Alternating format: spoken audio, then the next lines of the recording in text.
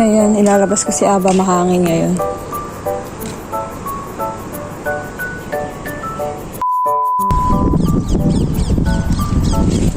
Lagi ng tulog. Hindi na nakaubusan ng tulog. Daming uwak na maliliit ito.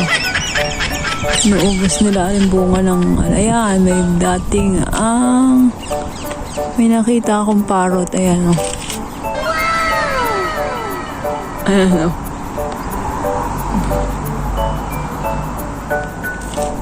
Mamaya nandyan na yung mga kagrupo niyan. Dalawa lang sila. Ayun yung isa lumipad na.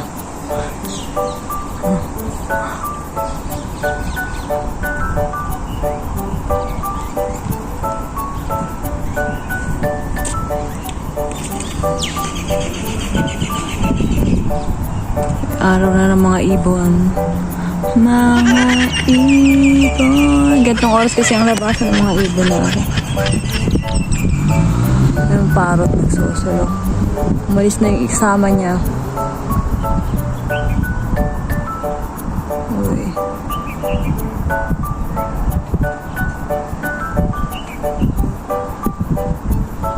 Kinakain niya yung ano.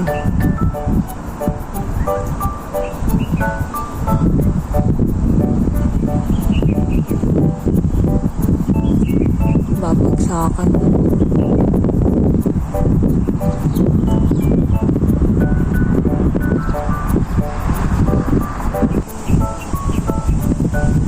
Ayun, napakatahimik dito sa area ko. Maririnig niyo lang ang hihuli ng ibon. Lalo na kapag gantong araw. Maririnig niyo lang ang ingay ng mga bata dito is kapag Shabbat. Pero pag gantong araw, wala. Tahimik. Para kang nasa province. Panay puno.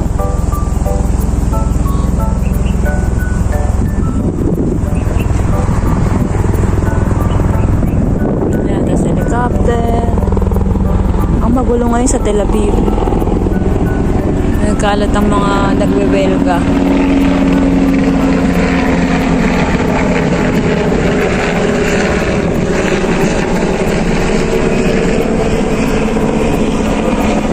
Hindi pa rin naalis yung parrot o nakain siya.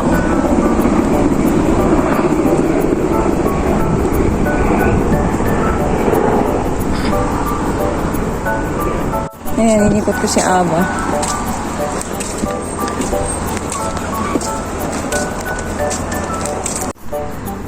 I try again and walk away.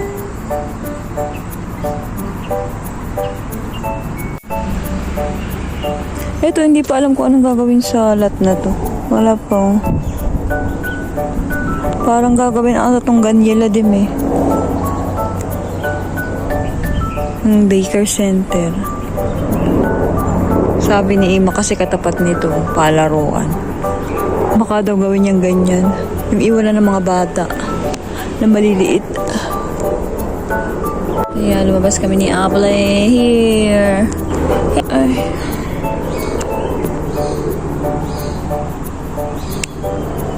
But only love can stay.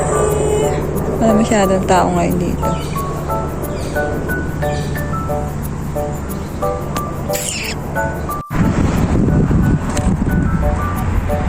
Diyan yung tambayan namin ni Aba.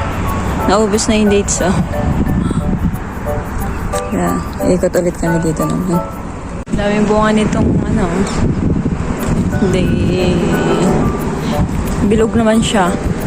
Ayan, dito naman kami sa kabila. Umikot ulit kami. Ayan, dami na ng parrot, oh. 1, 2, 3, 4, 5, 6, 7. Hindi lang sila masyadong halata. Oh, diba? Nagliparan na sila. Nag-control na.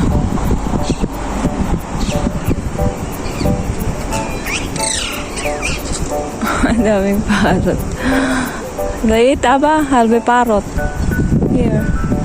Isang grupo itong mga to. Ayan natin. Parrot.